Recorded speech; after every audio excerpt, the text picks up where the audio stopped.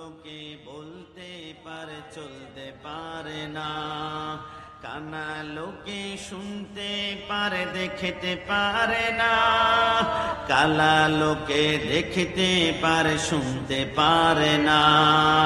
তুমি যদি তাদের চেয়ে একটু ভালো থাকো, তবে কেন শুকরিয়াটা আদায় করো না? তবে কেন শুকরিয়াটা আদায় করো না? চক্ষু দুটো দিল দেখতে তোমায়, শুনতে দিল কান, জিহ্বা দিল স্বাদ নিতে আর নাকে সুঘ্রাণ। ডান হাত তুলে বলো ঠিক কিনা? চক্ষু দুটো দিল দেখতে তোমায়, শুনতে দিল কান, জিহ্বা দিল স্বাদ নিতে আর নাকে সুঘ্রাণ। এবার তুমি ভেবে দেখো না, এবার তুমি ভেবে দেখো না কতটা সুখে আছো, তবে কেন শুকরিয়াটা আদায় করো না? তবে কেন শুকরিয়াটা আদায় করো না? বোবা লোকে চলতে পারে বলতে পারে না, পঙ্গু লোকে বলতে পারে চলতে পারে না, কানা লোকে শুনতে পারে দেখতে পারে না, কালা লোকে দেখতে পারে শুনতে পারে না। তুমি যদি তাদের চেয়ে একটু ভালো থাকো, তবে কেন শুকরিয়াটা আদায় করো না? তবে কেন শুকরিয়াটা আদায় করো না? আল্লাহুম্মা সাল্লি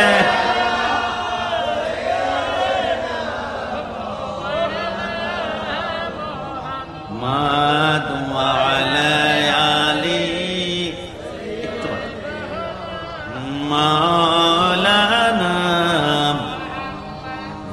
লা ইলাহা লা বড় লা ইলাহা লা জপ লা ইলাহা লা জোড়ে লা ইলাহা বহু দূরে মদিনা, মদিনার রাস্তা চিনি না। দয়াল আল্লাহ দয়া কর, দয়াল আল্লাহ দয়া কর, যাব আমি মদিনা। লা ইলাহা লা জপ লা ইলাহা লা বড় লা ইলাহা লা জোড়ে লা ইলাহা। আস্তে আস্তে কি আল্লাহ আল্লাহ জিকির করতে আমাদের কষ্ট হচ্ছে? আল্লাহ যে রহমান, এই কথার মধ্যে কোনো সন্দেহ আছে? আপনাদের পটিয়া ঘরের পাশে পেঁপে গাছ রোপণ করলে একদিন দুদিন পানি না দিলে, গোবর না দিলে, সার না দিলে 3 দিন পরে আপনার পেঁপে গাছ ডেট হয়ে যাবে, মৃত্যুবরণ করবে। কিন্তু আমি গেলাম রাঙ্গামাটি, গেলাম খাগড়াছড়ি, গেলাম বান্দরবন, অসংখ্য পাহাড়ে দেখলাম পেঁপে গাছ, কলা গাছ, আম গাছ, কাঁঠাল গাছ জীবনে এক ফোঁটা পানি কেউ কোনোদিন দিতে দেখলাম না। গোবর দেয় না, সার দেয় না। হয় কোত্থেকে? কিরে বাবা, পটিয়ার আশেপাশে অসংখ্য জায়গায় আপনারা দেখবেন পাঙ্গাস মাছের চাষ হয়, তেলাপিয়ার চাষ হয়। একদিন দুদিন খাবার না দিলে মাছ বড় হতে চায় না, মাছ মৃত্যুবরণ করে। কিন্তু ইলিশ মাছের কেজি নাকি 1700 টাকা, এক দানা খানা কেউ কোনোদিন জীবনে দিল না। কোরাল মাছের কেজি 700 টাকা, কেউ কোনোদিন খাবার দেয় না। লাক্কা মাছের কেজি 1700 টাকা, কেউ কোনোদিন খাবার দেয় না। লোট্টা মাছকে একদিন খাবার আমরা দিতে কেউ কোনোদিন দেখলাম না। আল্লাহ আসে কোত্থেকে? আমার আল্লাহ বলে, তাহলে শুনে রাখো, আমার মাইকের সাউন্ড সামনে পিছনে ডানে বামে যতটুকু যায়, এখনো ব্যস্ততার কারণে দোকান বন্ধ করতে পারেন নাই। আপনি কি মনে করেছেন আর্মি পাঠাবো, পুলিশ পাঠাবো, র্যাব পাঠাবো, বিজেপি পাঠাবো? আরে না, আজকের প্যান্ডেলে আনতে আমি দুনিয়ার কোন বাহিনী ব্যবহার করা হবে না। ভালোবাসা দিয়ে জোর করে ভালোবাসা আদায় করা যায় না। তবে লিখে রাখো, শুনে রাখো পটিয়ার ভাইরা, महबूबों की महफिल को महबूब ने सजाती है, आता है वही जिनको सरकारें बुलाते हैं। আল্লাহ শপথ, আজকের প্যান্ডেলে সবাই আসতে পারবে না, সবাই আসতে পারবে না, সবাই আসতে পারবে না। একমাত্র তারাই আসবে যাদেরকে আমার রাসূল ডেকে ডেকে নিয়ে আসবে। জোরে বলে সুবহানাল্লাহ। আপনাকে আমাকে কবুল করেছে, চিৎকার মেরে একবার বলতে হবে আলহামদুলিল্লাহ। আল্লাহ পাহাড়ে পেঁপে কাছে কেউ পানি দেয় না, কোত্থেকে আসে? ইলিশ মাছের কেজি 1700 টাকা কোত্থেকে আসে? আমার আল্লাহ বলে শুনে নাও, প্রত্যেক দিন ফজরের সময় মুয়াজ্জিন যখন আযান দেয়, আসসালাতু খায়রুম মিনান নাওম, আমার আল্লাহ প্রত্যেকটা বান্দার ঘরের দরজার মধ্যে একজন করে ফেরেশতা পাঠায়। ফেরেশতা যা, আমি রাজ্জাক, তোর হাতের মধ্যে রিজিক দিলাম, আমার বান্দা একটু পরে নামাজ পড়ার জন্য দরজা খুলবে, ওযু করার জন্য দরজা খুলবে, মসজিদে যাওয়ার জন্য দরজা খুলবে। বান্দা যখন দরজা খুলবে, তোর হাতে রিজিক দিলাম না, আমার বান্দার রিজিক গুলা বান্দা দরজা খোলার সাথে সাথে এর ঘরের মধ্যখানে ঢেলে দিয়ে তারপর তুমি আসমানে চলে আসবা। ফেরেশতা বলে আল্লাহ, কোটি অসংখ্য করে দেখলাম নামাজের জন্য দরজা খোলা হয়েছে, ওযু করেছে, মসজিদে গিয়েছে, রিজিক ঢুকিয়ে দিয়েছে, কিন্তু আশ্চর্য আল্লাহ, কিছু বান্দা 6টা বেজে গিয়েছে, ঘুম থেকে ওঠে না, 7টা বেজে গিয়েছে, দরজা খোলে না, 8টা বেজে গিয়েছে, ওযু করে না, 9টা বেজে গিয়েছে, মসজিদে যায় না, 10টা বেজে গিয়েছে, ওয়াল্লাযীনা ইয়াবিতুনা লিরাব্বিহিম সুজদা ওয়া কিয়ামা, নামাজ পড়ে না। আল্লাহ দরজা যদি নাই খুলে রিজিক কিভাবে এর ঘরের ভিতরে ঢুকাবো? আমার আল্লাহ বলে বান্দার জন্য রিজিক ব্যবস্থা করলাম, বান্দা যদি নাই নেয় তাহলে কি করবো? আর দরজা যদি খুলে নাই, একটা কাজ করো, তোমার ডান হাতের রিজিক গুলা তুমি পাহাড়ে নিক্ষেপ করো, ওই রিজিক থেকে আল্লাহ আম গাছ বানায়, কাঁঠাল গাছ বানায়, পেঁপে গাছ বানায়, কলা গাছ বানায়। আমার আল্লাহ বলে ফেরেশতা, তোমার বাম হাতের রিজিক গুলা তুমি সাগরে নিক্ষেপ করো, ওইখান থেকে আমার আল্লাহ কুরাল মাছ, লাটকা মাছ, লইট্টা মাছ, ইলিশ মাছ উৎপন্ন করে। জবান খুলে বলে সুবহানাল্লাহ। আপনাদের পটিয়া উপজেলা স্বাস্থ্য হেলথ কমপ্লেক্সে নিয়ে আপনি কিনে যাব, ডাক্তারকে জিজ্ঞেস করুন তো 1 ঘন্টার অক্সিজেন যদি কিনতে হয়, মানে নিঃশ্বাস টান দিয়ে আমরা ব্যবহার করি, 1 ঘন্টার অক্সিজেন কিনতে হলে 280 টাকা বিল পেমেন্ট করতে হবে।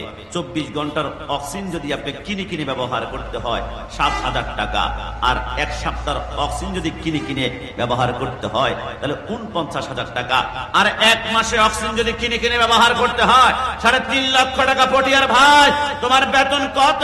40,000, 50,000, 70,000, 1 লক্ষ। মাস শেষে আমার আল্লাহ যদি বলে অক্সিজেন গ্রহণ করেছ, 3.5 লক্ষ টাকা বিল জমা দাও, পরিবার খেতে পারবে না, সন্তান শেষ, স্ত্রী শেষ, মা শেষ, আমি শেষ। আমার আল্লাহ বলে চাই না, শুধু চেয়েছিলাম তুই আমি বান্দাকে একবার আল্লাহ বলে ডাক দে, তোর ডাকে আমি আল্লাহ 70 বার সাড়া প্রদান করবো। কিন্তু জবান খুলে বলে সুবহানাল্লাহ। সাগর নদী আর পাহাড়ে বনে পাখিদের গুনগুন গুঞ্জরণে ভেসে আসে ওই সমুদ্র টান, চারদিকে শুধু আল্লাহর জয়গান। আল্লাহ মহান, আল্লাহ মহান, আল্লাহ মহান, আল্লাহ মহান। কি আল্লাহর নাম নিতে কষ্ট হবে? শাহাদাত আঙ্গুল উঁচা করে বলতে হবে আল্লাহ মহান, আল্লাহ মহান। সাগর নদী আর পাহাড় বনে পাখিদের গুনগুন গুঞ্জরণে ভেসে আসে ওই সমুদ্র টান, চারদিকে শুধু আল্লাহর জয়গান। আল্লাহ মহান, আল্লাহ মহান, আল্লাহ মহান।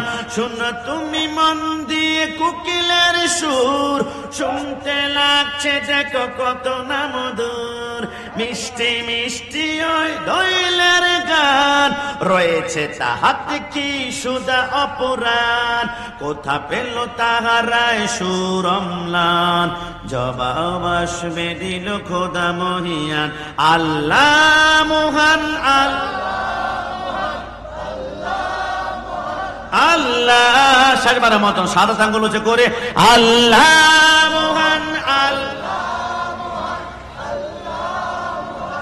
আল্লাহ মহান। সাগর নদী মদিনার পাহাড় বনে পাখিদের গুনগুন গুঞ্জরণে ভেসে আসে ওই সমুদ্র তান, চারদিকে শুধু আল্লাহর জয়গান। বাস স্টেশন, সিএনজি শ্রমিক, ব্যবসায়ী, দোকানদার, নূর আল কাদরি মাদ্দাজুল্লাহ আলী সাহেব হুজুরকে ওয়েলকাম জানিয়ে সবাই জবান খুলে একবার বলি মারহাবা। বিশেষ করে আরো আলোচনা করেছেন সবাই প্রবীণ, সবাই আমার থেকে বড়, সবার নামগুলো উপরে দিলে আরেকটু সুন্দর হতো। পুটিয়ে আজকে একটু কথা বলে দিয়ে যাই। আমি গোলাম রাব্বানী কাশিমিকে যদি কখনো আপনারা নগণ্য হিসেবে দাওয়াত করেন, নামকে উপরে দিয়েছেন নাকি নিচে দিয়েছেন, নাকি চিকন করে দিয়েছেন নাকি মোটা, আমি যদি কখনো কমপ্লেন করি তাহলে আল্লাহ আমার বিচার করবে। আর নাম ছোট বড় চেয়ার এগুলো কখনো জোর করে আদায় করা যায় না, এটা মাওলার পক্ষ থেকে আসতে হয়। এই জন্য কখনো মুরব্বী যদি আমাদের থেকে বয়স বেশি দেখেন, অবশ্যই না যারা নামটা উপরে দিবেন, এতে আমরা বিন্দু মাত্র বেজার হব না। কারণ আমরা তো দুনিয়ার কাউকে রাজি করতে চাই না, আমাদের খুশি হবে একমাত্র আল্লাহ রসুলকে রাজি করা। একটা জামান খুলে বলে সুবহানাল্লাহ। এবং আর আলোচনা করেছেন আলহাজ গাজী মোহাম্মদ আব্দুল মুমিন আল কাদরি মাদ্দাজুল্লাহ আলী সাহেব। আমার ভাইরা, আমার সামনে যারা বসা আছেন, মন থেকে বলুন তো, আমরা সবাই আল্লাহকে রাজি করতে চাই কি চাই না? এটা দুই হাত তুলে দেখাতে হবে, চাই কি না? আল্লাহকে রাজি করার জন্য আদম সফিউল্লাহ 350 বছর কেঁদেছিল। কি পড়ে জানেন? রব্বানা যালামনা আনফুসানা ওয়া ইল্লাম তাগফির লানা ওয়া তারহামনা লানাকুনান্না মিনাল খাসিরিন। আদম সফিউল্লাহ কেন কাঁদলেন? তিনি বলেন আল্লাহকে রাজি করার জন্য। ইউনূস আলাইহিস সালাম মাছের পেটে 40 দিন একটা দোয়া পড়েছিল, মনে আছে? লা ইলাহা ইল্লা আনতা সুবহানাকা ইন্নী কুনতু মিনাজ জালিমিন। কেন কাঁদলেন? আল্লাহকে রাজি করার জন্য। মুসা কালিমুল্লাহ তুর পাহাড়ে 1400 বার আল্লাহর কাছে অ্যাপ্লিকেশন করেছিল, রব্বি আরনি, আল্লাহ তোমাকে দেখতে চায়। আল্লাহ বলেছিল লান তারানি, দেখা যাবে না, দেখা যাবে না। বারবার অ্যাপ্লিকেশন করার কারণে 70,000 নূরের পর্দা একটু করে ফাঁক করে ঝলক মেরেছিল, গোটা তুর পাহাড়টা জ্বলে আমি কাশিমের চোখের সুরমা হয়ে গেল। একটাবার উফ করলেন না কেন? আল্লাহকে রাজি করার জন্য। জাকারিয়া আলাইহিস সালামের পার তালু থেকে মাথার তালু পর্যন্ত ইহুদির বাচ্চারা গাছের ভিতর লোহার কড়া দিয়ে ক্যাস ক্যাস করে কেটে কলিজা পর্যন্ত 2 টুকরা করে ফেলেছে। একটাবার উফ করলেন না কেন? আল্লাহকে রাজি করার জন্য। হযরত ইব্রাহিম খলিলুল্লাহ নমরুদের আগুনে ঝাঁপ দেয়, কিরে ইব্রাহিম তুমি আল্লাহর কাছে কিছু বলবা না? ইব্রাহিম বলে জানতা है ओह मेरा रब जलील आग में पड़ता है अब उसका खलील। আমি কেন আল্লাহকে বলবো? আল্লাহ কি দেখে না? তার জন্যই তো আমি আগুনে ঝাঁপ দিচ্ছি। একটাবার উফ করলেন না কেন? আল্লাহকে রাজি করার জন্য। হযরত ইসমাইল চিৎকার শুয়েছে, বাবা আমার গলায় ছুরি লাগিয়ে আমাকে জবাই করে দাও, কুরবানি করে দাও। একটাবার উফ করে না কেন? আল্লাহকে রাজি করার জন্য। পটিয়ার ভাড়া স্পষ্ট হয়ে গেল, তামাম দুনিয়া চায় আল্লাহ, তামাম দুনিয়া চায় আল্লাহ। আদম থেকে শুরু করে ঈসা রূহুল্লাহ সবাই চায় আল্লাহ। আল্লাহ একটু জানতে মন চায়, আমরা সুন্নি, আমরা নাকি গরম আশিক রাসূল, আমরা নাকি কথায় কথায় জিলাপি খোর, বিরিয়ানি খোর, তাবারক করে বলে কত গালি দেয়। অপরাধ একটাই, নবীকে কেন আমরা ভালোবাসি? মিলাদুন নবীর মাহফিল করা সিএনজি চালক সমিতির ভাইরা করবে কেন? ব্যবসায়ী ভাইরা করবে। অপরাধ একটাই, নবীকে কেন আমরা ভালোবাসি? আল্লাহ একটু বলুন না। তামাম দুনিয়া তো তোমাকে রাজি করতে চায়, তুমি আল্লাহকে কাউকে রাজি করতে চাও? আমার আল্লাহ বলে সুন্নিদের সাথে আমি আল্লাহ আছি, এদেরকে জানিয়ে দিও। আল্লাহ মানে কি? আমার আল্লাহ বলে তামাম দুনিয়া যায় আমি আল্লাহকে, আমি আল্লাহকে, আমি আল্লাহকে। আর আমি আল্লাহ খুশি করতে চাই শুধু একজনকে, একজনকে, একজনকে। আল্লাহ তিনি কে? আমার আল্লাহ বলে কদ নারা তাকাল্লুবা ওয়াজহিকা ফিস সামাই ফালা নুওয়াল্লিআন্নাকা কিবলাতান তারদা। তামাম দুনিয়া চায় আমি আল্লাহকে, আমি আল্লাহ চাই মদিনা ওয়ালা নবীকে। একটা জবান খুলে বলে সুবহানাল্লাহ। স্পষ্ট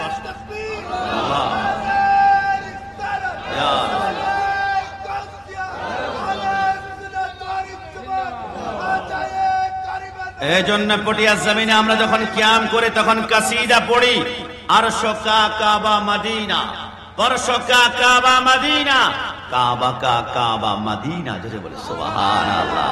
ওই নবীর প্রেম নিয়ে আজকে বসে পড়েছি।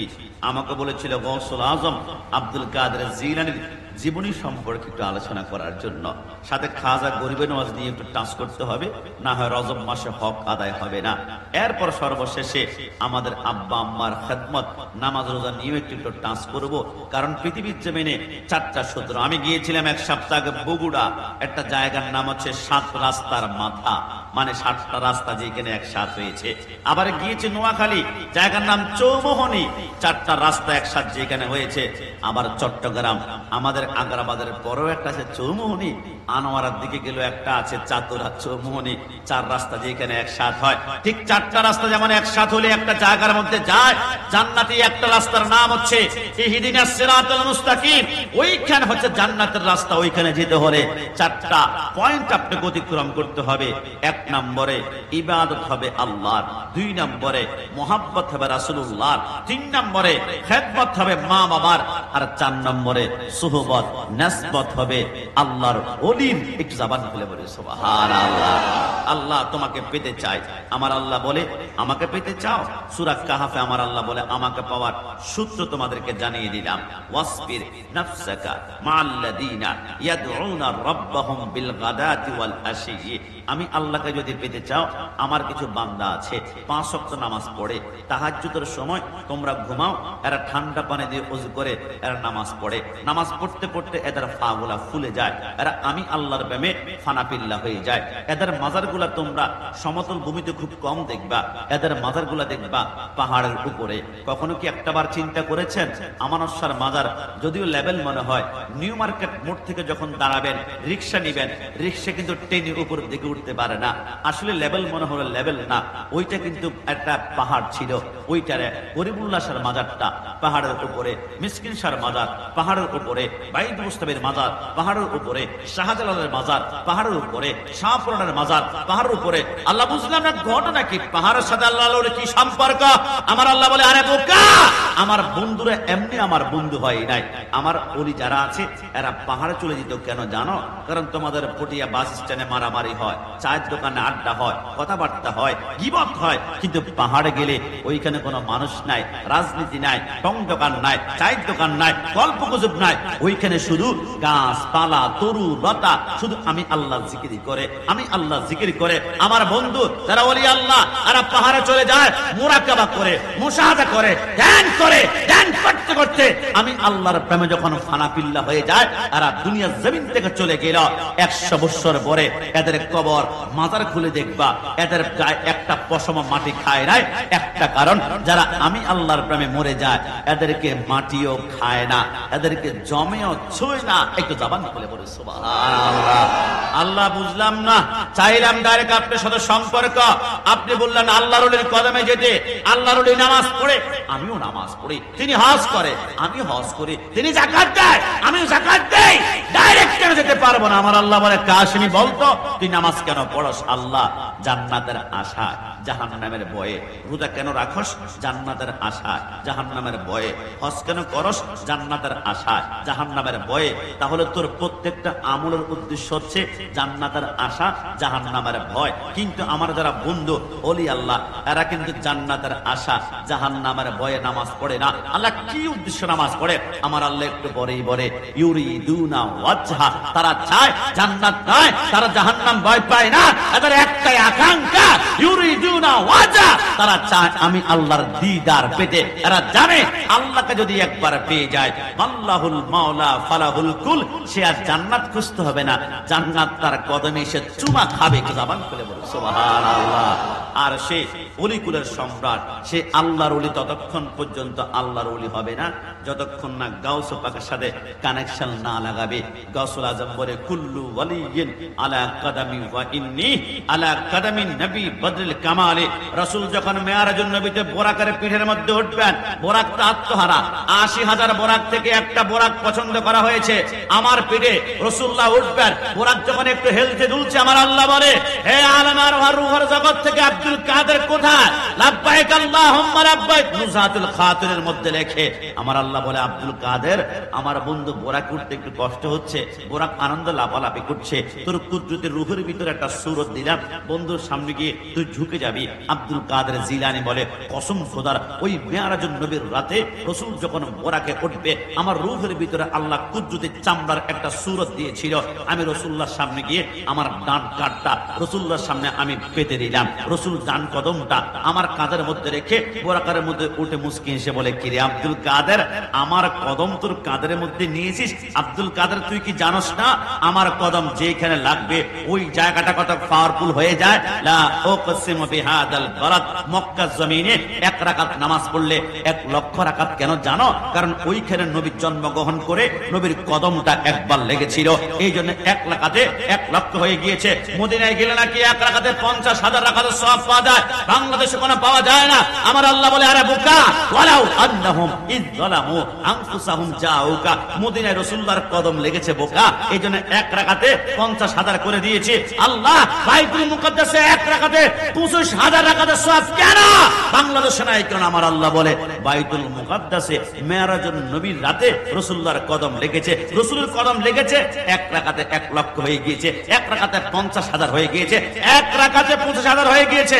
সেই কদম তুমি আব্দুল কাদেরের কাঁধের মধ্যে লেগেছে। যা আব্দুল কাদের, তোর কাঁধে যদি আমার কদম লেগেছে, যা আজকে থেকে ডিক্লেয়ার করলাম, তাম দুনিয়ার ওলি আল্লাহর কাঁধের উপর তোমার কদম আমি রাসূলুল্লাহ সেট করে দিলাম। যদি বলি সুবহানাল্লাহ।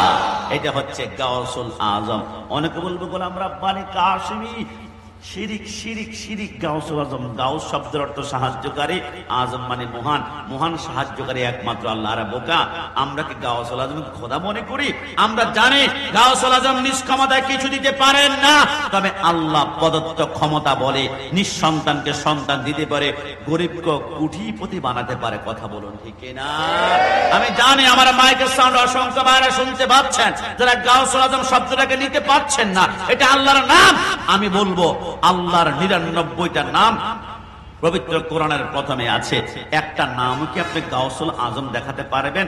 ওয়ার রহমান, ওয়ার রহিম, ওয়াল মালিক, ওয়াল কুদ্দুস, ওয়াস সালাম, ওয়াল মুমিন, ওয়াল মুহাইমিন, ওয়াল আজিজ, ওয়াল জব্বার, ওয়াল মুতাকাব্বির, ওয়াল খালিক, ওয়াল বারি, ওয়াল মুসাব্বির, ওয়াল গফফার, ওয়াল কাহ্হার, ওয়াল ওয়াহ্হাব, ওয়াল রাজ্জাক, ওয়াল ফাত্তাহ, ওয়াল আলিম, ওয়াল কাবিদ, ওয়াল খাফিদ, ওয়াল রাফি, ওয়াল মুইজ, ওয়াল মুজিল, ওয়াস সামি, ওয়াল বাসির, ওয়াল হাকাম, ওয়াল ওয়াজিদ, ওয়াল মাজিদ, والواحد والأحد والصمد والقادر والمقتدر والمقدم والمؤخر والأول والآخر والظاهر والباطن والولي والمتعالي والتواب والضر والمنتقم والعفو وهو ملك الملك وهو ذو الجلال والإكرام والمفسد والباسط والغني والمغني والنافع والنور والهادي والبديع والرشيد والصبور وهو لا إله إلا الله। 99 নাম পড়লাম, একটা নামও গাউসুল আজম নাই। আরে কসম খোদা, গাউসুল আজম এটা নাম নয়, এটা লকব।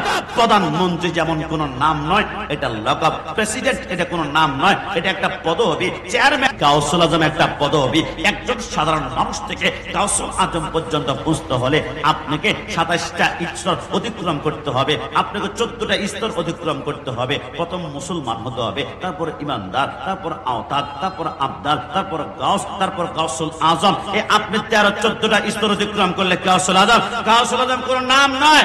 আমি তোমার কথায় জ্বললাম কিছুক্ষণের জন্য। গাউসুল আজম আল্লাহর নাম। তো আল্লাহর নাম কি রাখা যায় না? আমার আল্লাহ সূরা হাশরের শেষ দিকে বলে, হুয়াল মুমিন ওয়াল মুহাইমিন ওয়াল আজিজ ওয়াল জব্বার ওয়াল মুতাকাব্বির। আল্লাহর নাম নাকি রহমান, আল্লাহর নাম নাকি জব্বার, আল্লাহর নাম নাকি মুমিন। তো আমাদের সমাজে অসংখ্য জব্বার আছে, মুমিন আছে, রহমান আছে, রহিম আছে। আমার আল্লাহ বলে সিফাতি নাম রাখতে পারবা, তবে জাতি নাম একমাত্র আল্লাহ রাখতে পারবে না। একটু জবান খুলে বলে সুবহানাল্লাহ। আল্লাহু আল্লাহু তুমি জাল্লে জালালু, শেষ করে তো যায় না গে তোমার গুণগান বলো। আপনাদের কষ্ট হচ্ছে আল্লাহর নাম নিতে? বলুন না, আল্লাহু আল্লাহু তুমি জাল্লে জালালু, শেষ করা তো যায় না গে বলো আল্লাহ। তুমি ইউনুস নবীকে আগা মাছের পেটে নিয়া ফেরেশতা পাঠাইয়া দিলা ইসমে আজম দিয়া দমে দমে হরে দম জপে ইসমে আজম দমে দমে হরে দম জপে ইসমে আজম মাছের পেটে থেকে তারে দিলা পরে রান বলো আল্লাহ তুমি জাল্লে জালালো শেষ করা তো যায় না গে তোমার গুণগান সবাই আল্লাহু আল্লাহ সে আল্লাহর ওলির কদমে মৃত্যুর আগ পর্যন্ত আমরা গোলামি করতে পারি তো জবান খুলে বলি আমিন। যুবক আমার পর্দানি সিংহ আমার গৌসুল আজম আব্দুল কাদের জিলানী বলে তোমরা কি মনে করেছো আমি এমনিতে আব্দুল কাদের জিলানী হয়ে গেলাম, এমনি গাউসুল আজম হয়ে গেলাম? আমার গাউসুল আজম একটা নিজ হাতে কিতাব লিখেছেন, নাম হচ্ছে বুনিয়াতুত তালিবিন। নিজ হাতে তিনি লেখার পরে বললেন তোমরা যদি জান্নাতের মধ্যে গমন করতে চাও তাহলে 4টা কাজ থেকে তোমাদেরকে বিরত রাখতে হবে। ও গাউসুল আজম সেই কাজগুলা কি? আমার গাউসুল আজম বলে 4টা কাজের মধ্যে একটা একটা করে শুনিয়ে নাও। আমার রসুল যখন মেরাজ যাওয়ার জন্য বোরাকের ভিতরের মধ্যে উঠলেন, জিব্রাইল বলে রসুল বোরাকের মধ্যে ওঠার পরে কিছু দূর সামনে যাওয়ার পরে আমি সরকারকে মদিনাকে বললাম ইফিয়া মুহাম্মদ সাল্লাল্লাহু আলাইহি ওয়াসাল্লাম, নবী আপনি একটু বোরাক থেকে নামুন না। আমার নবী যখন বোরাক থেকে নামলো, জিব্রাইল বলে নবী আপনি এখন কি দেখতে পাচ্ছেন? আমার নবী বলে আমি বিশাল একটা ময়দান দেখতে পাচ্ছি। নবী ওই ময়দানে কি দেখতে পাচ্ছেন? আমার নবী বলে অসংখ্য মানুষের মাথার নিচে বড় বড় পাথর, ওই পাথরের মধ্যে মাথা রেখে বান্দা যখন ঘুমাবে চোখটা বন্ধ করবে, উপর থেকে ফেরেশতারা আরেকটা পাথর দিয়ে বাড়ি মারে, মাথার মগজগুলা ছিন্ন বিচ্ছিন্ন হয়ে যায়, কান্না করে, কোনো মাফ করা হয় না। আমার নবী বলে জিব্রাইল এরা কারা? জিব্রাইল বলে নবী আপনি আমাকে কেন জিজ্ঞেস করছেন? আপনি তো সাইয়্যিদুল মুরসালিন, আপনি সব কিছুই জানেন, আমি তো জিব্রাইল আপনার উম্মত। আমার নবী বলে আল্লাহর কসম আমি জানার জন্য জিজ্ঞেস করি নাই, আমি আমার উম্মতকে জানিয়ে দেওয়ার জন্য জিজ্ঞেস করেছি। জোরে বলে সুবহানাল্লাহ। আমার নবী বলে জিব্রাইল বলে নবী বলা হবে একটু 2 নম্বর জায়গার মধ্যে চলুন না। আমার নবী গেল, জিব্রাইল বলে নবী কি দেখতে পাচ্ছেন? আমার নবী বলে অসংখ্য মানুষের জিহ্বার মধ্যে লোহার শিকল লাগিয়ে গাছের সাথে টাঙ্গানো হয়েছে, জিহ্বা যতক্ষণ না টুকরা টুকরা না হয়ে ছিঁড়ে পড়ে না যায়, রক্ত টুকটক করে না পড়ে, অতক্ষণ পর্যন্ত ক্ষমা করা হয় না। জিহ্বা ছিঁড়ে পড়ে গেলে আবার জিহ্বা জোড়া লাগায়, আবার গাছের সাথে বর্ষির মতো লোহার আংটা দিয়ে আটকানো হয়, আবার পড়ে যায়। জিব্রাইল এরা কারা? নবী বলাও হবে 3 নম্বর জায়গার মধ্যে একটু চলুন না। আমার নবী গেল, নবী কি দেখতে পাচ্ছেন? আমার নবী বলে বিশাল একটা রক্তের সাগর দেখতে পারলাম। ওই রক্তের সাগরে অসংখ্য মানুষ হাবুডুবু খাচ্ছে, নিঃশ্বাসটা নেওয়ার জন্য নাকটা যখন বের করবে আসমান থেকে ফারেশতারা পাথর মারে, মাথা চূর্ণ বিচূর্ণ হয়ে যায়। জিব্রাইল এরা কারা? নবী বলা হবে সর্বশেষ আরেকটা জায়গার মধ্যে চলুন না। আমার নবী গেল, জিব্রাইল বলে নবী কি দেখতে পাচ্ছেন? আমার নবী বলে 500 বছরের রাস্তা লম্বা একটি গাছ দেখতে পাচ্ছি, ওই গাছের নিচে কি দেখতে পাচ্ছেন? আমার নবী বলে আমি নূরানি সুরতের একজন মানুষ দেখতে পাচ্ছি, ওই মানুষের সামনে কি দেখতে পাচ্ছেন? আমার নবী বলে আমি দেখলাম ওই মানুষটার সামনে কোটি কোটি নাবালক বাচ্চা বসে বসে আল্লাহর কোরআন তেলাওয়াত করছে। একটু জবান খুলে বলে সুবহানাল্লাহ। আল্লাহর নবী বলে জিব্রাইল প্রথম জায়গার মধ্যে দেখলাম অসংখ্য মানুষের মাথার নিচে বড় বড় পাথর দিয়ে ঘুমিয়ে আছে, চোখটা বন্ধ করলে পাথর দিয়ে বাড়ি মারে। এরা আবার কারা? জিব্রাইল বলে অন্য কেউ নয়, ওই যে সকালবেলা মুয়াজ্জিন আযান দিয়েছিল আসসালাতু খায়রুম মিনান নাম, ঘুম থেকে নামাজ পড়তাম, বান্দা ওই সময় মাথার নিচ থেকে শিমুল তুলার বালিশ কোনো মতেই সরায় না। চট্টগ্রাম ইফিজারে ফ্যাক্টরিতে জব করতে গেলে, চাকরি করতে গেলে 1 দিন না গেলে 1 দিনের বেতন কাটা, 2 দিন না গেলে 2 দিনের বেতন কাটা, 3 দিন না গেলে 3 দিনের বেতন কাটা। আমার আল্লাহ যদি বলে বান্দা ফজর নামাজটা পড়লি না, তোর অক্সিজেনটা আমি আল্লাহ 2 মিনিটের জন্য অফ করে দিলাম, আমি আর আপনি কিন্তু লাশ হয়ে যাব। জোহরের নামাজ পড়াস নাই, দুপুরের খানাটা বন্ধ, এশার নামাজ পড়াস নাই, রাতের খানা বন্ধ, আমরা কিন্তু লাশ হয়ে যাব। আমার আল্লাহ বলে আমি কিন্তু রহমান তোর উপর জুলুম করি না। এই বান্দা তোর উপর 5 ওয়াক্ত নামাজ ফরজ করেছি, 5 ওয়াক্ত নামাজ পড়তে সর্বোচ্চ 1 ঘন্টা লাগবে। 23 ঘন্টা তোর ব্যবসা তুই চালাস না, তোর পরিবার চালাস না, সন্তানের সাথে কথা বল না, স্ত্রীর সাথে আনন্দ কোনো মুহূর্তে কাটা, আমার কোনো অভিযোগ নাই, কিন্তু নামাজ কেন পড়বি না? আল্লাহর ইজ্জতের কসম কসম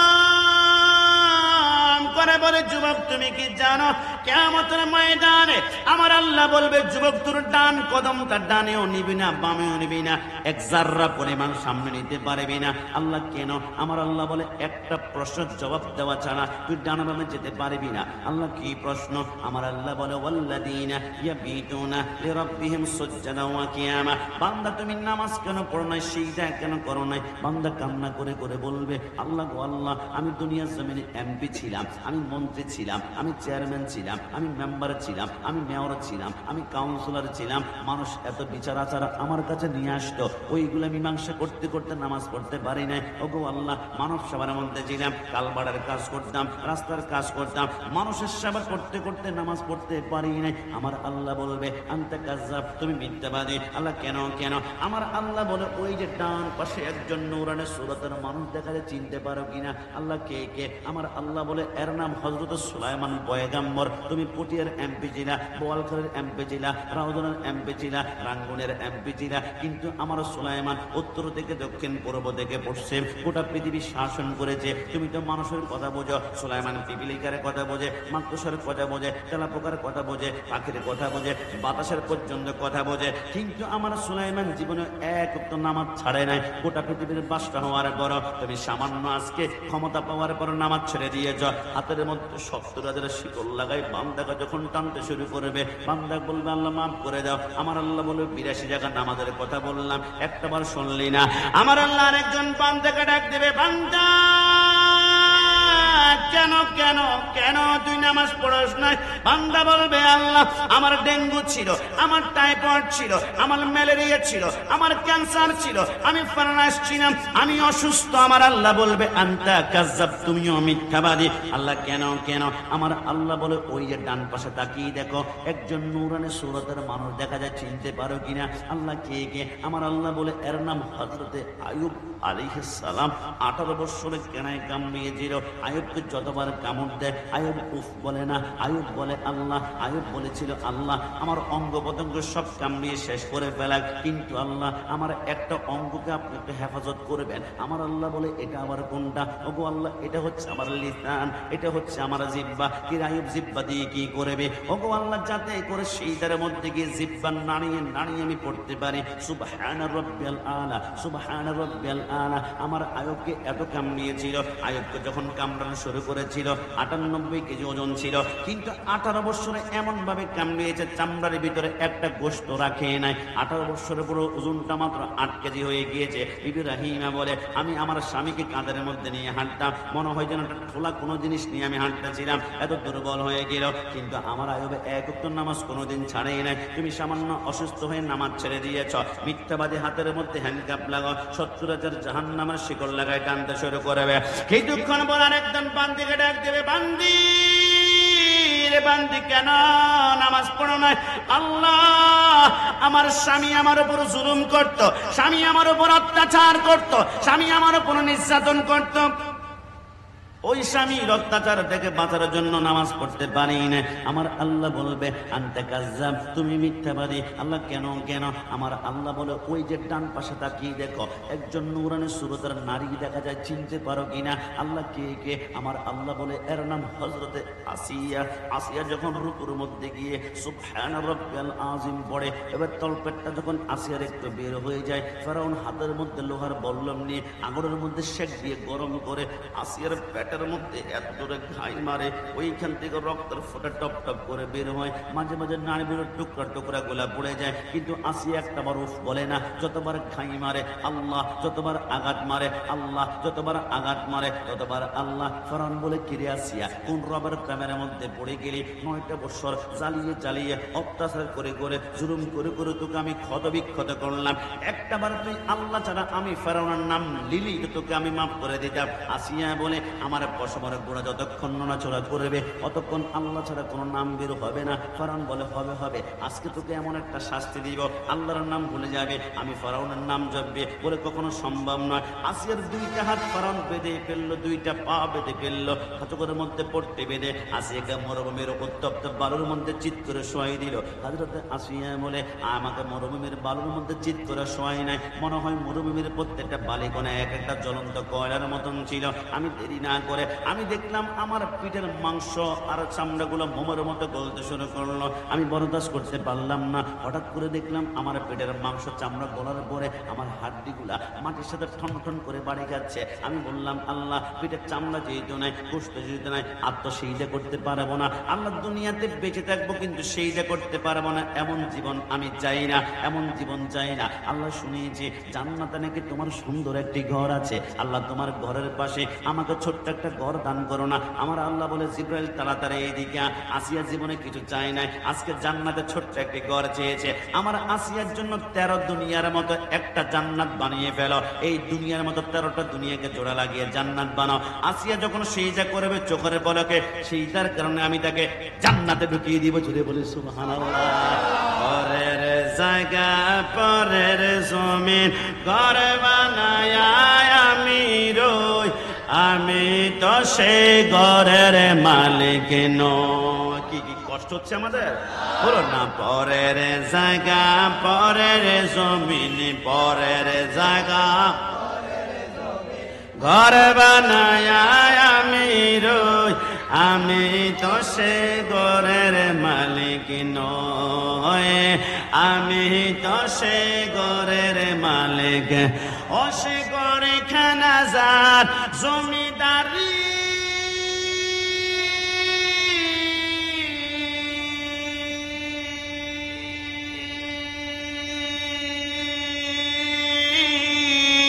আমি পাই না তাগার হুকুম জারি,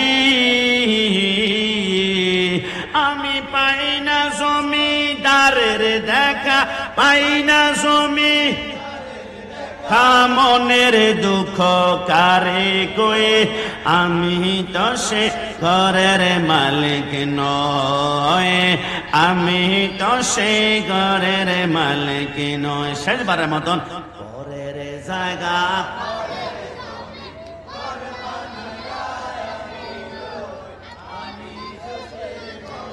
মালিক নয়, আমি তো সে ঘরের মালিক নয়।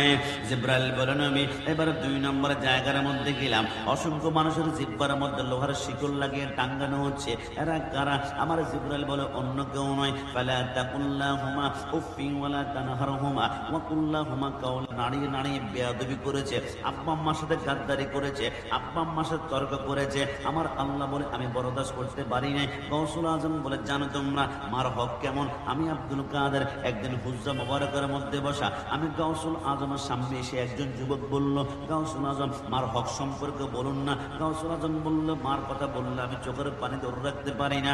এই যুবক, মার হক শুনবা, তাহলে চোখটা বন্ধ করো। যুবক যখন চোখটা বন্ধ করলো, আমার গাউসুল আজম বলে, কল্পনা করো দুনিয়ার জমিন থেকে যাওয়ার পরে কবর, কবর পরে আরেকটা জায়গা। ইদাস সামাউ ফাতারাত ওয়া ইদাল কাওয়াকিবু ইনতাসারাত ওয়া ইদাল বিহারু ফুজ্জিরাত। ওইটা হবে কিয়ামতের ময়দান, যেখানে 4টা স্টেশন হবে।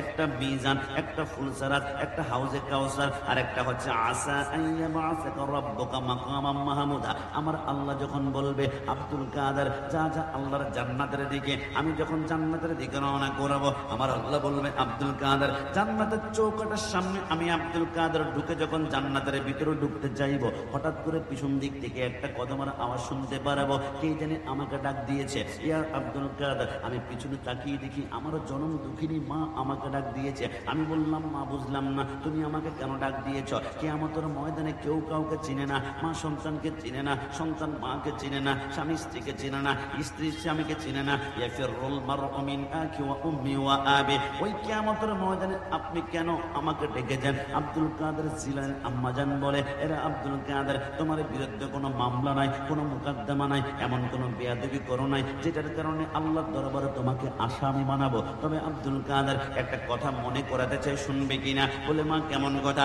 আব্দুল কাদের, তোর কি মনে পড়ে তোর বয়স যখন 2 বছর হলো, তুই টুকটুক করে হাঁটা শিখলি। একদিন হাঁটতে হাঁটতে হঠাৎ করে আমি, মা, হাতের মধ্যে একটা ঝাড়ু নিয়ে আমি উঠানটা ঝাড়ু দিচ্ছিলাম, আমার 2টা স্তন নিচের দিকে একটু ঝুলে পড়ে গিয়েছিল। তুমি আব্দুল কাদের দুধের টক সহ্য করতে না পেরে দৌড় দিয়ে এসে আমি মায়ের একটা দুধের বোটা তোমার মুখের ভিতরে ঢুকিয়ে তুমি দুধ পান করতে চেয়েছিলে। আমি তোমাকে চট করে ধাক্কা দিয়েছিলাম, মনে পড়ে কিনা? বলে, মা, মনে পড়ে গিয়েছে। চট করে ধাক্কা দেওয়ার কারণে তুমি এক ফোঁটা দুধ তুমি পান করতে পারো না। তবে কিছুক্ষণ পরে এক ফোঁটা দুধ দেখলাম তোমার ঠোঁটের মধ্যে আটকে ছিল, তুমি জিহ্বাটা বের করে ওই ঠোঁটের মধ্যে এক ফোঁটা দুধ লেহন করে চুষণ করে পান করেছিলে। তোমার মনে পড়ে কিনা? বলে মা মনে পড়ে গিয়েছে। আরে আব্দুল কাদের, যা যা আল্লাহর জান্নাতে চলে যা। তবে ওই যে ঠোঁটের মধ্যে এক ফোঁটা দুধ তুমি লেহন করে চুষণ করে পান করেছিলে, ওই এক ফোঁটা দুধের হক আদায় করে তারপর আল্লাহর জান্নাতে চলে যাও। আব্দুল কাদের জিলানী বলে, আল্লাহর কসম করে বলে, আমার মা যদি জান্নাতের চৌকার সামনে দাঁড়িয়ে মার এক ফোঁটা দুধের হক আদায় করার জন্য বলে আমি গাউসুল আজম হতে পারে, কিন্তু মার এক ফোঁটা দুধের হক আদায় করা আমার পক্ষে সম্ভব হবে না। একটু জবান খুলে বলি সুবহানাল্লাহ। আরে যুবক, কোন মায়ের কথা বললে তোমাদের চোখের পানি বের হবে আমি তো জানি না। আমার রাসূল বলে, আমি হুজরাতে বসা, হঠাৎ করে একজন সাহাবী এসে বলে, নবী আমি ওয়াদা করেছিলাম যদি মদিনা মক্কা একবারে বিজয় হয়ে যায় আমি মদিনা থেকে মক্কায় গিয়ে কাবার চৌকাঠের সামনে চুমা খাবো, কিন্তু নবী মক্কা তো বিজয় হলো, কাবার চৌকাঠে চুমু খাওয়ার আমার টাকা নাই, মদিনা থেকে মক্কা যেতে পারে না, আমার সামর্থ্য নাই, আমার অর্থ নাই, নবী আমার ওয়াদা ভঙ্গ হয়ে যাবে নাকি? আমার নবী বলে, কান্না করো না, তুমি মক্কার কাবার চৌকাঠে যেতে পারো নাই ভালো কথা, তবে আমাকে একটু বলো তোমার ঘরে কি তোমার আব্বা আম্মা আছে কিনা? নবী ইয়া রাসূলুল্লাহ আছে তো। আমার নবী বলে, একটা সেকেন্ড দেরি করবে না, এইখান থেকে দৌড় দিয়ে গিয়ে তোমার আব্বা আম্মার কদমের মধ্যে দুইটা ঠোঁট লাগিয়ে একটা চুমা দিবা। আল্লাহর কসম, আব্বা আম্মার কদমে চুমা দেওয়া মানেই হচ্ছে কাবার চৌকাঠে চুমু খাওয়াই। তো জবান খুলে বলে সুবহানাল্লাহ। আরে যুবক, আল্লাহর নবী সরকারে মদিনা বলে, জিবরাইল ওই যে 3 নম্বর জায়গার মধ্যে কিনা দেখতে পারলাম বিশাল একটা রক্তের সাগরে দেখা যায় না কারা? জিবরাইল বলে, অন্য কেউ নয় নবী, এরা হচ্ছে আর রাশি ওয়াল মুরতাশি কিলাহুমা ফিন্নার। দুনিয়ার জমিনে সুদ খেয়েছিল, অন্যকে সুদ খাওয়ার ব্যবস্থা করেছিল, ওই ব্যক্তি মূলত সুদ খায় নাই, সে গরিব মানুষের রক্তগুলা চুষে খেয়েছে। যে যত বেশি সুদ ভক্ষণ করেছে, গরিবের রক্ত অত বেশি চুষেছে, ওই সুদ খাওয়া ব্যক্তির রক্তের সাগরটা বেশি লম্বা হবে, যে যত বেশি সুদ খেয়েছে।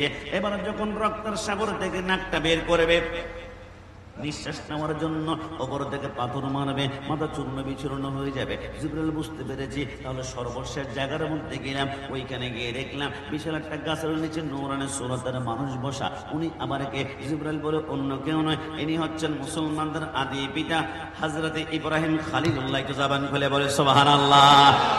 জিবরাইল এনার সামনে দেখতে পারলাম লক্ষ লক্ষ কোটি কোটি নাবালক বাচ্চা বসে বসে কোরআন তেলাওয়াত করছে। এরা কারা? আমার পটিয়ার ভাইদের কাছে আমি একটা প্রশ্ন করতে চাই, কখনো কি নিজেকে একটা বার প্রশ্ন করেছেন? অনেক সন্তান দুনিয়াতে আসার 1 ঘন্টা পরে মৃত্যুবরণ করে, 2 ঘন্টা পরে মৃত্যুবরণ করে, 1 দিন পরে মৃত্যুবরণ করে, 2 দিন পরে মৃত্যুবরণ করে। ও আল্লাহ, যেই সন্তান দুনিয়াতে আসার 1 ঘন্টা পরে মৃত্যুবরণ করবে, একে দুনিয়াতে পাঠানোর লাভ কি হবে? এই জন্য আমরা সবাই একসাথে বলো, জান্নাতের চাবি আমার মা, ও মা গো, জান্নাতের চাবি আমার মা। সবাই পড়ে না, জান্নাতের মা, ও মা গো, জান্নাতের চাবি আমার মা। সন্তানের বেহেশত যার যার মায়ের পায়ের নিচে, মা জননী যাহার প্রতি সন্তুষ্ট হইয়াছে, মায়ে যদি দোয়া করে মৌলারি দরবারে, জান্নাতবাসী কইর মাওলা আমার সন্তানের। সবার আগে মায়ের দোয়া কবুল করেন সেই কিবরিয়া। ডান হাত তুলে বলো ঠিক না? সবার আগে মায়ের দোয়া কবুল করেন সেই কিবরিয়া। মায়ের দোয়া বিফলে যায় না, ও মা গো, জান্নাতের চাবি আমার মা। শেষবার মতন সবাই, জান্নাতের চাবি ও মা গো, জান্নাতের চাবি আমার মা। যুবক আমার, পর্দানিশীল মা বোনরা, হযরত ইব্রাহিম আলাইহিস সালামের সামনে ছোট্ট ছোট্ট বাচ্চা কারা বসে আছে জানেন? আমার পটিয়ার ভাইদের কাছে আমি ছোট্ট একটা প্রশ্ন করি, কখনো কি আপনারা নিজেকে প্রশ্ন করেছেন, অনেক সন্তান দুনিয়াতে আসার 1 ঘন্টা পরে মৃত্যুবরণ করে, অনেক সন্তান 2 ঘন্টা পরে মৃত্যুবরণ করে। আপনাদের পটিয়া উপজেলা স্বাস্থ্য হেলথ কমপ্লেক্সে অনেকে সিজার করার 3 ঘন্টা পরে মৃত্যুবরণ করে। আল্লাহ যেই সন্তানটা দুনিয়াতে আসার 1 ঘন্টা পরে মৃত্যুবরণ করবে, একে দুনিয়াতে দেওয়ার কি দরকার ছিল? দুনিয়াতে আনার কি দরকার ছিল? মাকে 10 মাস 10 দিন কষ্ট দেওয়ার কি দরকার ছিল? আমার আল্লাহ বলে, এ বান্দা, আমি আল্লাহ যা করি বান্দার ভালোর জন্য করি। মনে রাখবা, আল্লাহ ভালো মানে কেমন ভালো? আমার আল্লাহ বলে, সন্তান দুনিয়াতে আসার 1 ঘন্টা পরে কেন মৃত্যুবরণ করে? কেন আল্লাহ কেন কেন? আমার আল্লাহ বলে, ডায়েরি করে ফেলো, নোট করে রাখো। আমি আল্লাহ যখন দেখি কোন সন্তানের আব্বা আম্মা ফুলসরাতের গোড়ার মধ্যে এরা গ্রেপ্তার হয়ে যাবে, আমল নামায় নামাজ নাই, রোজা নাই, আমল নাই, সওয়াব নাই, এরা কিয়ামতের ময়দানে ফুলসরাতে তারা গ্রেপ্তার হয়ে যাবে। আমি আল্লাহ ওই মুহূর্তে, আমি আল্লাহ ওই আব্বা আম্মার সন্তান দুনিয়ার জমিন থেকে অল্প বয়সে মৃত্যুবরণ করায়, মাঝে মাঝে পুকুরের পানির মধ্যে ডুবিয়ে আমি আল্লাহ দুনিয়ার জমিন থেকে নিয়ে যাই, রাস্তার মধ্যে গাড়ি অ্যাক্সিডেন্টে নিয়ে যায়। আল্লাহ কেন?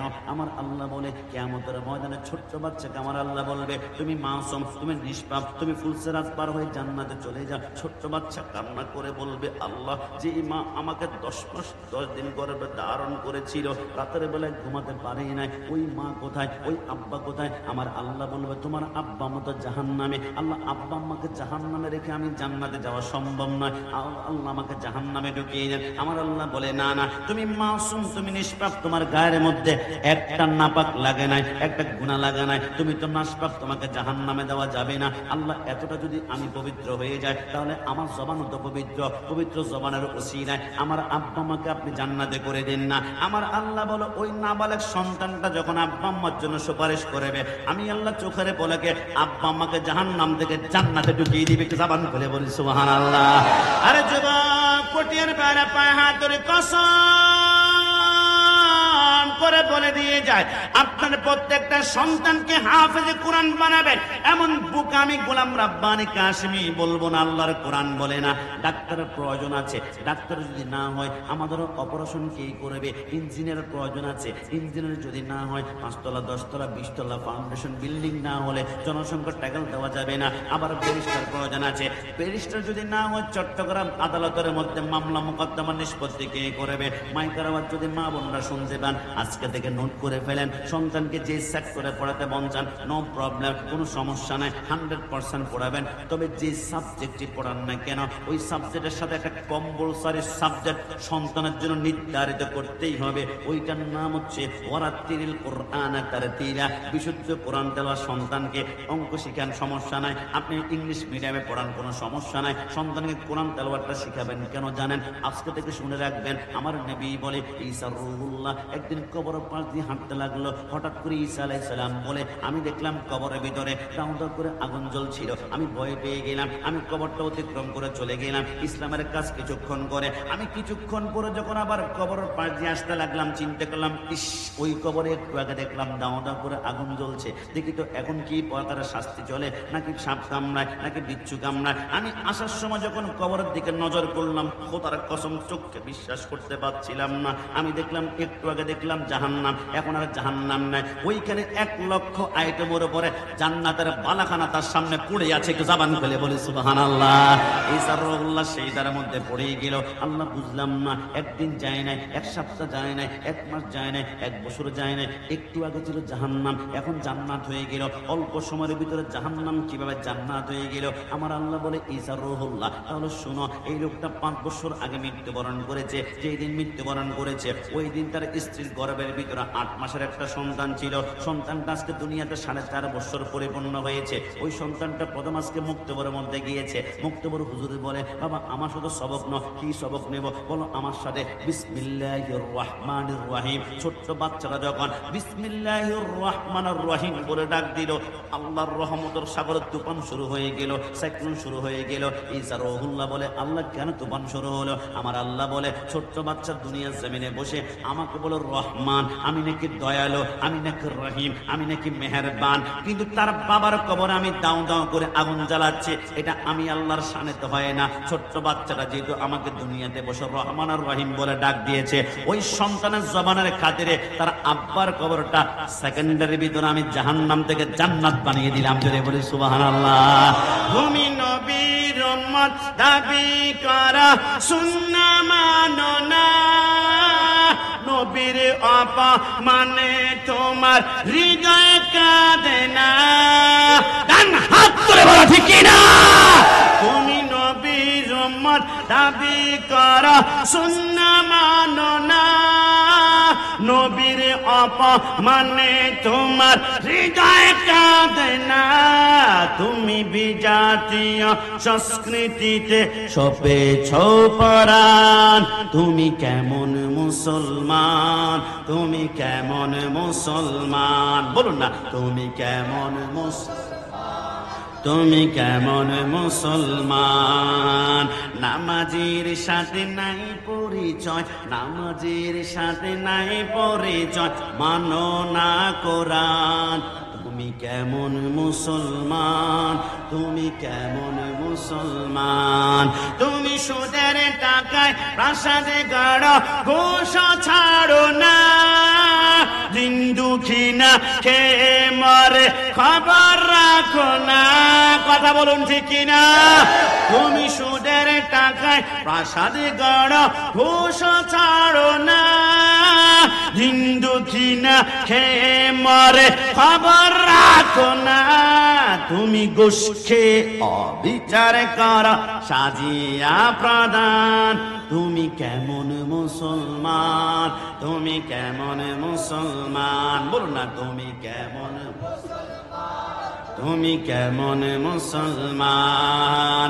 নামাজির সাথে নাই পরিচয়, নামাজির সাথে নাই পরিচয়, মানো না কোরআন। তুমি কেমন মুসলমান, তুমি কেমন মুসলমান। যুবক তুমি কেমন মুসলমান?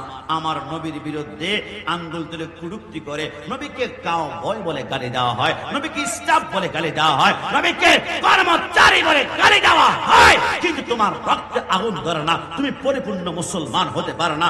আমরা একবারে বলেছি মাকে গালি দাও, প্রতিবাদ হবে না, বাবাকে গালি দাও, প্রতিবাদ হবে না, স্ত্রীকে গালি দাও, সবার করে নিব, কিন্তু আমার নবীর বিরুদ্ধে আঙ্গুল তুললে সুন্নি জনতা বরদাস্ত করবে না। আন-নাবিয়্যু আওলা বিল মুমিনিনা মিন আনফুসিহিম, my prophet, my soul, my prophet, my heart, my prophet, my love, my prophet, my life. নবী আমার জান, নবী আমার প্রাণ, নবী আমার কলেজা। সুন্নিদের কলেজায় কো হাত দিলে ওই হাত মুসে ভেঙে ফেলা হবে। তারা হাত তুলে বলে কি না? সব সহ্য করা যায়, কিন্তু রসুলের শানে গুস্তাখি সহ্য করা যায়? জবান খুলে বলুন যা। কোটিয়ার ভাড়া জানি মাইকের আওয়াজ অনেকের কানে যাচ্ছে, নবীর শানে এরা তারপরে গুস্তাখি করবে। আমি তাদেরকে বলে শুনে রাখো, সরকার মদিনার শানে যারা গুস্তাখি করে এদেরকে 147 ধরে গুলি করার পক্ষে সুন্নিরা না। কারণ মান সালিমাল মুসলিমুনা মিন লিসানিহি ওয়া ইয়াদিহি, প্রকৃত মুসলমান সে যার হাত মুখ থেকে অন্য মুসলমান রক্ষা পায়। তবে মনে রেখো, যারা রাসূলের বিরুদ্ধে কথা বলে তাদেরকে আঘাত করার পূর্বে মনে রাখবা, যারা রাসূলের বিরুদ্ধে কুটুক্তি করে মূলত সে তার নিজের পরিচয় প্রকাশ করেছে। তার মা একজন, বাবা কখনো একজন নয়, বাবা দুইজন, না হয় তিনজন, না হয় চারজন, অসংখ্য পুরুষের মিলনে তার জন্ম হচ্ছে অবৈধ। আমি গোলাম রাব্বানী কাশিমি অবৈধ বললে আমাকে গালি দিবা, কিন্তু আল্লাহর কোরআন বলে উতুল্লিম বাদা যালিকা জানিন। আমার আল্লাহ বলে নবীর বিরুদ্ধে যারা কথা বলে এরা কখনো বৈধ সন্তান হতে পারে? জবান খুলে বলেন পারে? ওই সরকার মদিনা স্লোগান তোমরা বন্ধ করতে চাও, কষ্ট নিবেন না। বাংলাদেশের অসংখ্য মাহফিলে নাকি 40,000, 50,000, 1 লক্ষ মানুষ হয়, কিন্তু অবাক লাগে তোমাদের প্যান্ডেলে তকবীর শোনা যায় কিরকম জানেন?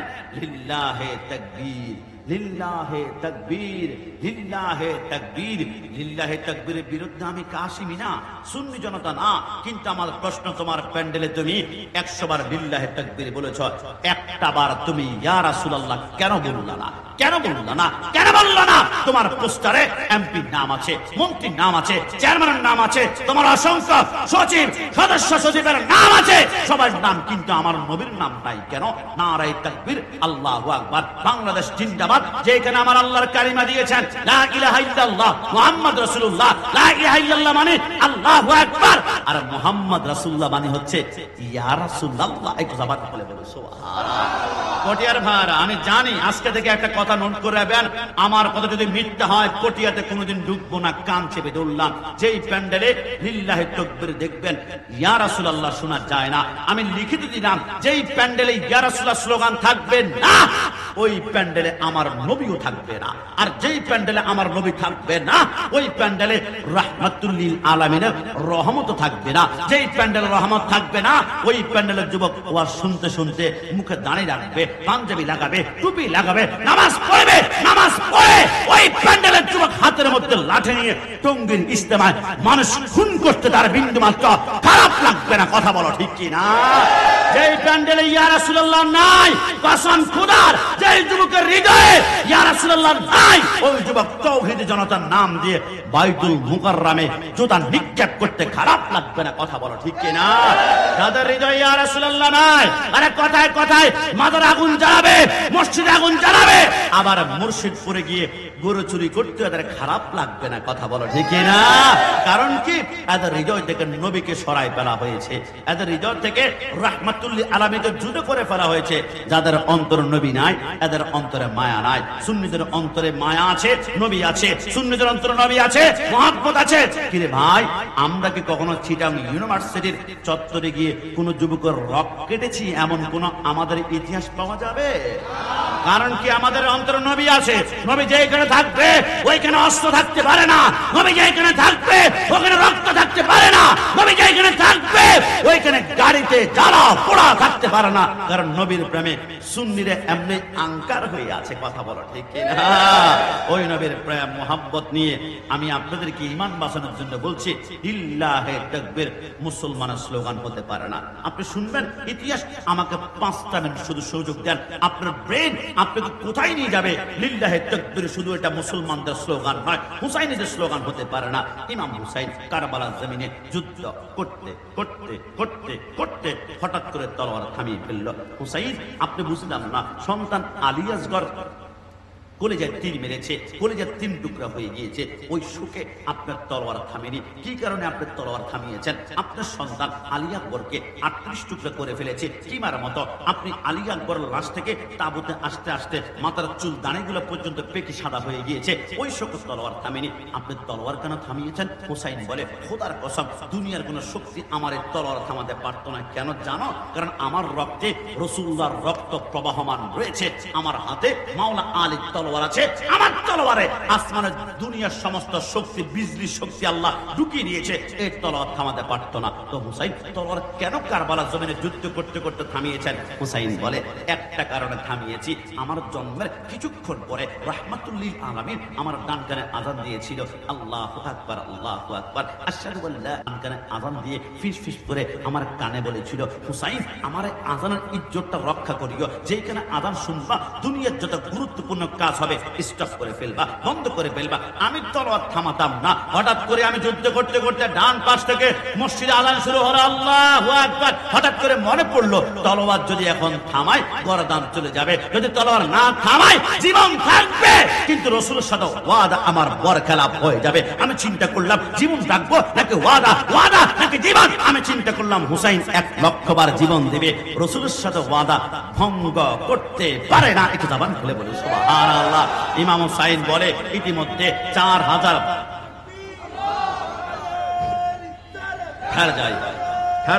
ইমাম হুসাইন বলে, ইতিমধ্যে আমার চারপাশে 4000 ইয়াজিদ বাহিনী তীর, বললাম, খঞ্জর, তলোয়ার নিয়ে দাঁড়িয়ে আছে। হুসাইন মুস্কি এসে বলে, আমি তো জানি নানা আমাকে বলেছে যে আমাকে কারবালার জমিনে শহীদ করা হবে।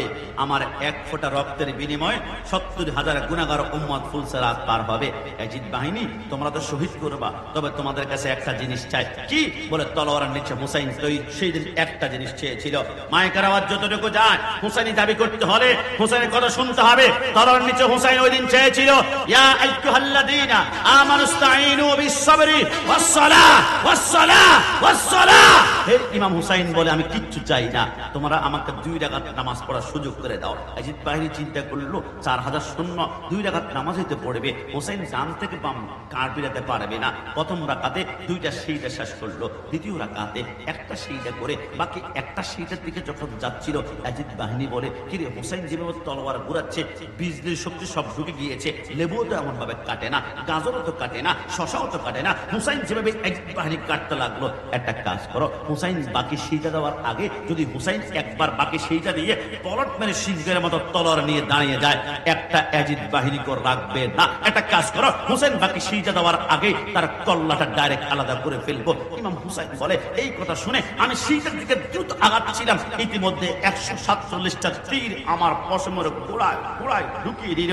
147টা বল্লম গায়ে দিয়ে গোটা শরীরটা ছিদ্র ছিদ্র করে ফেললো। তলোয়ার দিয়ে আঘাত করে আমার গোটা অঙ্গের পুষ্টগুলা হাড্ডির সাথে লটকে আছে। ইমাম হুসাইন চিত হয়ে পড়ে আছে রক্তাক্ত অবস্থায়, অনেক কষ্টে 2টা হাত একসাথে করে আল্লাহর কাছে ফরিয়াদ করেছিল, আল্লাহ 2 রাকাতে 4টা সিজদা, 3টা সিজদা করেছি, কিচ্ছু তো চাই না আল্লাহ, 4টা সিজদা চেয়েছিলাম, 3টা হয়েছে আল্লাহ, বাকি একটা সিজদা আছে, তুমি আমাকে একটু শক্তি দাও, আমি বসবো, বসে বাকি সিজদাটা করে তারপর আমি মৃত্যুর কোলে ঢলে পড়বো। আমার আল্লাহ বলে, লা মুমকিন, আল্লাহ একটা সিজদা শুধু করবো, একটু শক্তি দাও না। আমার আল্লাহ বলে, না আল্লাহ দাও না। আমার আল্লাহ বলে, লা মুমকিন, সম্ভব নয়। আল্লাহ দিবেন না কেন? আমার আল্লাহ বলে, হুসাইন লিখে রাখো, বাকি একটা সিজদা কারবালায় নয়, বাকি একটা সিজদা দিবা কুল্লু মান আলাইহা ফান ওয়া ইয়াবকা ওয়াজহু রাব্বিকা যুল জালালি ওয়াল ইকরাম, বাকি একটা সিজদা দিবা কিয়ামতের ময়দানে ডাইরেক্ট আমি আল্লাহর কুদরতি কদমে। আমি ওয়াদা করলাম, ওই একটা সিজদার বিনিময়ে তুমি হাসান, হুসাইন, আলী, ফাতেমা, আলে বাইতের মুহাব্বত করবে। ওই একটা সিজদার বিনিময়ে প্রত্যেকটা আহলে বাইতের প্রেমিককে আমি আল্লাহ ফুলসেরাত পার করাবো। জবান খুলে বলি সুবহানাল্লাহ। ইমাম হুসাইন চিত হয়ে শুয়ে আছে, বুকের মধ্যে সীমার কল্লা আলাদা করলো। সীমার ইমাম হুসাইনের মাথার চুলগুলা ছিল বাবরে চুল, বাবরে চুলের মধ্যে ধরে মাথা উত্তোলন করলো, কাটা মাথা। আজ ইয়াজিদ বাহিনী সুলতানে কারবালা শেষ, হুসাইন খতম, হুসাইন শেষ, হুসাইন খতম। সমস্ত ইয়াজিদ বাহিনী যখন একসাথ হলো, ইমাম হুসাইনের মাথা থেকে রক্ত পড়ছে, ইয়াজিদ বাহিনী উল্লাস করছে। কারবালার জমিনে একজন মাত্র বেঁচে ছিল, ইমাম জয়নুল আবেদিন। তিনি চিন্তা করলো, কিরে কারবালার জমিনে 72 জনের রক্ত, আমি মাত্র বেঁচেছিলাম একমাত্র একটি কারণে, জয়নুল আবেদিন অসুস্থ, বিছানা থেকে পিঠ উঠাতে পারছেন না। একদল খাইছে, আরেক দল খাওয়ার জন্য রেডি হয়ে আছে। এই কথা কোন দলকে মেনশন করে বলে নাই। তারপর বিএনপির ভাইরা খারাপ লেগেছে, প্রতিবাদ করেছে, সমালোচনা করেছে। বিএনপির ভাইদের রাগ দেখে ওই বক্তা ভয় পেয়ে গিয়েছে।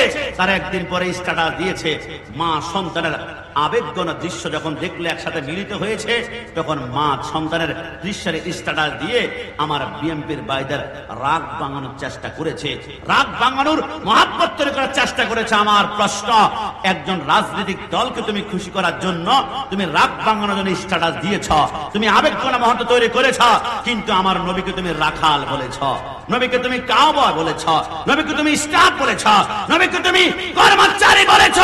একটাবার ক্ষমার জন্য স্ট্যাটাস দেখলাম না। তুমি পরবর্তীতে আবার কিছু ভিডিও ক্লিপ তোমার ফেসবুকে তুমি ছেড়েছ, শেফার্ড বলেছ, আবার বলেছ রাখাল। আরে কিরে ভাই, দুনিয়ার ক্ষমতা, রাজনীতি, মসনদ পাওয়ার জন্য তুমি তাদের রাগ ভাঙানোর জন্য স্ট্যাটাস দিতে পারো, কিন্তু মদিনাওয়ালাকে রাখাল আর কর্মচারী বলার জন্য তুমি তওবা করতে পারো না, ক্ষমা চাইতে পারো না। বুঝা গেল তোমরা বাতিল আকীদা ছাড়তে রাজি না। কথা বলো ঠিক কি না? কিন্তু আহলে সুন্নাত ওয়াল জামাত লিখে নাও, আমরা দুনিয়া প্রেমিক নয়, আমরা হচ্ছি নবী প্রেমিক। একটু জবান খুলে বলে সুবহানাল্লাহ। আমার যুবক ভাইরা, তোমরা কষ্ট নিও না, তোমাদের কাছে আমি ক্ষমা চাই। অনেকে আপনাদের পটিয়াতে একটা ছেলে একটা মেয়ে যখন প্রেম করে, তখন ছেলের মাথার মধ্যে অসংখ্য কলঙ্ক নিতে হয়, বদনাম নিতে হয়। কিন্তু যুবক, তুমি তোমার একটা মেয়ের সাথে প্রেম করবা, কলঙ্ক নিতে প্রস্তুত, কিন্তু মদিনাওয়ালার সাথে প্রেম করবা, কলঙ্ক নিবা না এমনটা কিন্তু হবে না। নবীর সাথে প্রেম করতে হলো তোমাকে কলঙ্ক মাথায় নিতে হবে। মাঝে মাঝে কোনো কারণ ছাড়াই তোমাকে বলবে বিদআতি, তোমাকে বলবে বিদআতি। নবীর সাথে প্রেম করতে হলে কলঙ্ক নিতে হবে। যদিও জীবনে আমরা মাজার পূজা করি না, আমরা করি মাজার জিয়ারত, তারপরে বলবে তোমরা মাজার পূজারি, মাজার পূজারি। নবীর সাথে প্রেম করতে হলে কলঙ্ক নিতে হবে। মাঝে মাঝে জিলাপি খোর, বিরিয়ানি খোর, তাবারক খোর। বল তাবারক কেসকে নাই? আছে আছে আছে আছে। তাবারকের যারা বিরোধী তারা কিন্তু এখন নাই। একটু পরে ইয়া নবী সালাম আলাইকা বললে তারাও আসবে। দোস্ত, সকালবেলা তো বিরিয়ানি খোর বললি, এখন যে হাজির, খুশবু, গান, চমৎকার, নিজেকে কন্ট্রোল করতে পারি নাই, চলে আসলাম। এদেরকে আমরা তাবারক দিব। বিসমিল্লাহ ওয়ালা বারাকাতিল্লাহ বলে খেলে মিলাদুন নবীর প্রেম যদি একবার দিলে লেগে যায়, আগামী বছর তাদের পকেট থেকে হাদিয়া বের হয়ে আসবে। কথা বলো ঠিক কিনা? এই জন্য আমরা বলি সরকার মদিনার প্রেমে চলে আসো, কষ্ট নিবেন না। আমার অসংখ্য তাফসীরুল কোরআন মাহফিল আগে দেখতাম সুদের বিরুদ্ধে গর্জন, এখন তিনারা আর সুদের বিরুদ্ধে এখন আর ওয়াজ করে না, ব্যবসার বিরুদ্ধে না এখন ওয়াজ করে না। এরা চায় দুনিয়ার সম্পদ, এরা চায় কোন দল করে ইসলামকে রাজনৈতিক ভিতরে ব্যবহার করতে করতে কোন জায়গায় নিয়েছে। এরা বলে আল্লাহ নাকি ফেসবুকের কথা কোরআনের মধ্যে বলেছেন, জোরে বলে নাউযুবিল্লাহ। বলে আল্লাহ মাঝে মাঝে লাইক দেয়, আল্লাহ মাঝে মাঝে শেয়ার করে, তাদের তাফসীর কোরআন মাহফিলের অবস্থান হচ্ছে এইটা। এই জন্য আমরা বলি আমরা সুন্নি মুসলমান হতে পেরেছি, এতে খুশি নাকি বেজার? না জবান খুলে সুন্নি পরিচয় খুশি না বেজার? না দুই হাত তুলে বলতে হবে খুশি না বেজার? আল্লাহ সুন্নি বানিয়েছেন, সবাই জবান খুলে বলি একবার अल्हम्दुलिल्लाह। सुन्नी किस्मत की बात है, सुन्नी तकदीर की बात है, सुन्नी नसीब की बात है। আল্লাহ আপনাকে সুন্নি বানিয়েছেন। আবারও জবান খুলে বলি আলহামদুলিল্লাহ। আমি গত এক মাস আগে প্রোগ্রামে গিয়েছিলাম, পদ্মা সেতু পার হওয়ার পরে শরীয়তপুরে একজন ভ্যান চালক আমাকে দেখে দৌড়ে আসলো, হুজুর আপনাকে মোবাইলে দেখি। আমি বললাম আল্লাহ মাফ করুক, আমরা নগণ্য মানুষ, কিছু বলবা? বলো হুজুর কষ্ট নেবেন না, একটা কথা শেয়ার করব। আমি বললাম বলো। আমাকে বললো হুজুর একটা লেবুর টুকরা কেটে যদি আমি আমার চোখের মধ্যে মারি, চিপ দিয়ে মারি, তারপর চোখের পানি বের হয় না। কিন্তু আশ্চর্যের বিষয়, ইয়া নবী সালাম আলাইকা বললে আমার চোখের পানি আমি ধরে রাখতে পারি না। হুজুর কোন ডিভাইস যে আল্লাহ আমার হৃদয় সেট করে দিয়েছেন, নবীকে দাঁড়িয়ে সালাম দিলে চোখের পানি বের হয়। আমি বললাম কি হুজুর বিশ্বাস করেন, এলেম নাই, কালাম নাই, জ্ঞান নাই, কিন্তু আমি চাই আহলে সুন্নাত ওয়াল জামাতের আকীদা ভিত্তিক ইমামের পিছনে নামাজ পড়ার জন্য। কিন্তু কোনটা যে হক ইমাম, কোনটা যে বাতিল আমি যে চিনতে পারি না। এমন কোন সূত্র আছে যে হুজুর এক মিনিটে একজন হক একজন বাতিল দাঁড়িয়ে আছে, এক মিনিটের চেহারার দিকে তাকাই বলতে পারবো যে এটা হচ্ছে হক, এটা হচ্ছে বাতিল? আমি বললাম এক মিনিট তো অনেক লম্বা সময়, 30 সেকেন্ড সময় নিবা। দুইজন মানুষ দাঁড়িয়ে আছে, চেহারার দিকে তাকাই বলতে পারবা 30 সেকেন্ডে এটা হক, এটা বাতিল। হুজুর কি বলেন? এলেম লাগবে না, লেখাপড়া লাগবে না, জ্ঞান লাগবে না, আর কিচ্ছু লাগবে না, শুধু চেহারার দিকে তাকাই বলতে পারবা এটা হক, এটা বাতিল 30 সেকেন্ডে।